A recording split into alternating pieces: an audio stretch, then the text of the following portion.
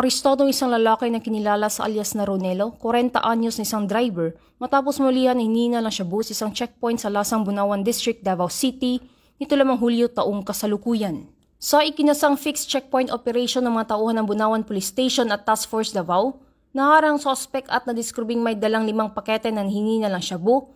at aabot sa 26.75 grams ang kabuang timbang na nakumpiskang iligal na droga na may tinatayang halaga ng 181,900 pesos. Ang sospek ay agad na dinala sa Bunawan Police Station para sa kaukulang dokumentasyon at disposisyon at naharap sa kasong paglabag sa Section 11 ng Republic Act 9165 o Comprehensive Dangerous Drugs Act of 2002. Samantala, ang Police Regional Office 11 ay patuloy na pinapaigting ang laban kontra kriminalidad,